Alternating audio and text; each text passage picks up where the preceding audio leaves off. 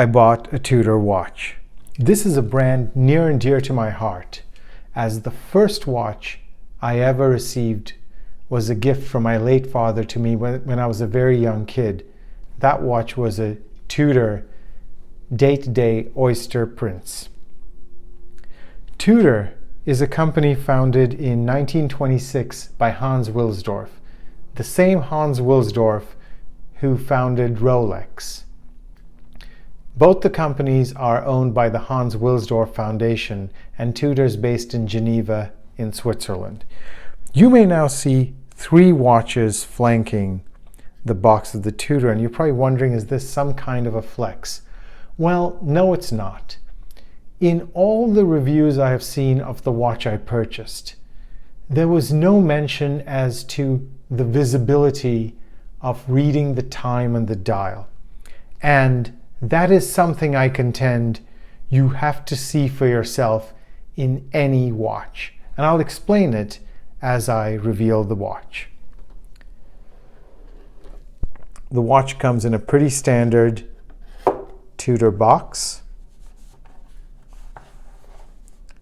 And here it is.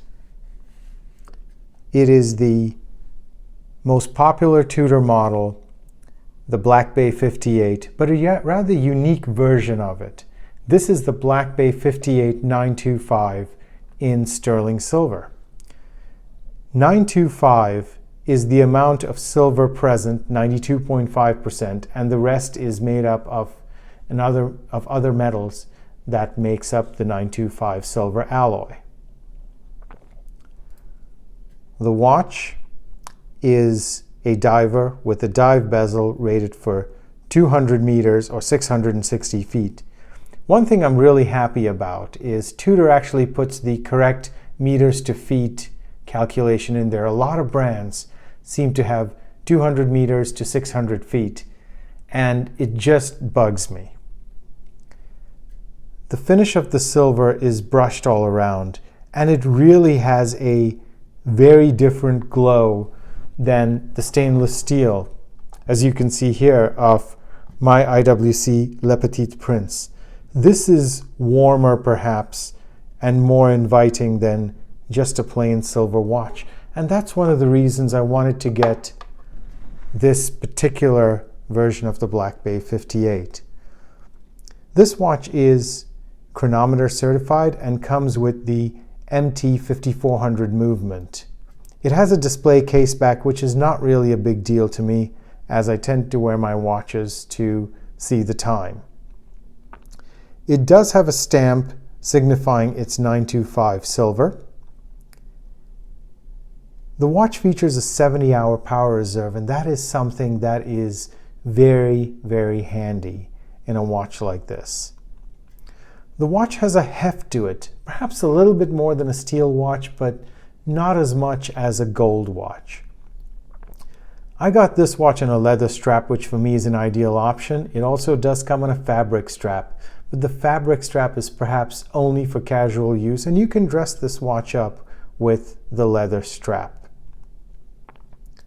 Further to that, the buckle is silver in this watch, and it has the Tudor logo stamped on it.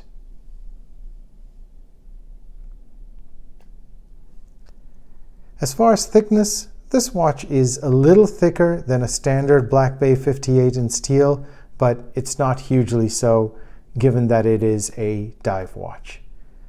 Now I'm going to get to the part where this watch threw me for a loop, and a lot of dive watches have perhaps. So this is a 39 millimeter watch in diameter. However, when I compare it to the 40 millimeter in diameter IWC Mark 18 Le Petit Prince, if you just focus in on the dial and ignore the bezel, you will see that the dial of the Black Bay 58 at 39 millimeters is a lot smaller than the dial of a 40 millimeter watch without a dive bezel, like the IWC. In fact, it's even smaller than my Patek Philippe Calatrava 5196, which features a 37 meter diameter bezel. It's perhaps the same size as the aforementioned Tudor Date Day, which is about 35 to 36 millimeters. So I would say when buying this watch or any dive watch, don't just look at the diameter of the watch. Also look at the dial dimensions of the watch, because those tend to be a lot smaller than a watch without a dive bezel, and that's what threw me for a loop here. Now, why does this watch work for me? I have relatively small wrists, and as you can see, this watch fits absolutely beautifully on my wrist. Further to that, one of the advantages of this watch from a visual perspective is it does not have a date complication.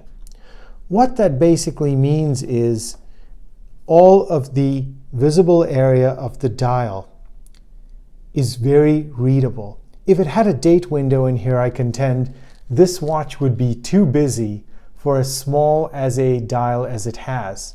And that's why I think Tudor did a wonderful job in eliminating the date window.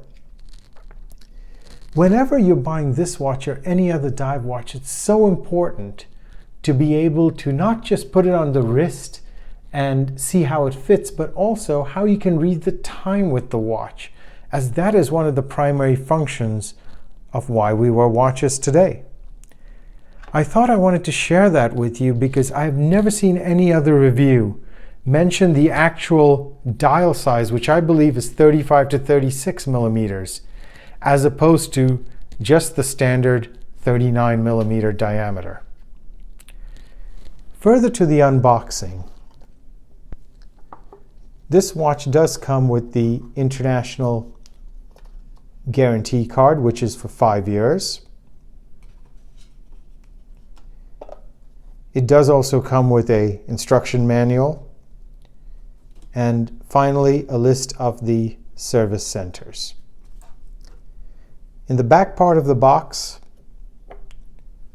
you do have the hang tag of the box, and that is the complete unboxing and my initial thoughts on it. I hope you've enjoyed this review of the Tudor Black Bay 58925 in silver. I decided to do a slightly expanded review of this watch, being that no one else has really talked about the readability of this watch, given the smaller face of this watch. That's why I create the videos. I own all the products I have, so I can be honest about them. I hope you're enjoying the channel, and I do hope you're going to continue to watch all the videos I have. Thank you.